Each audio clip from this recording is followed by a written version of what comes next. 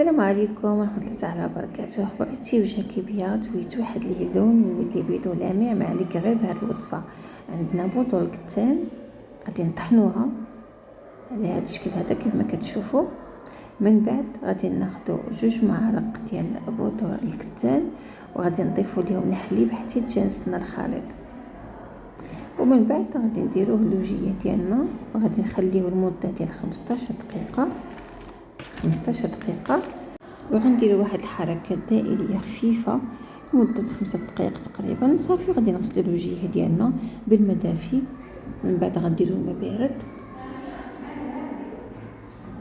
واخر حاجه ما نساوش المرطب اللي ما عندهش كريم بامكانها دير زيت الزيتون او زيت اركان. وصافي هذه هي الوصفه البنات. نتمنى الوصفه تنال الاعجاب ديالكم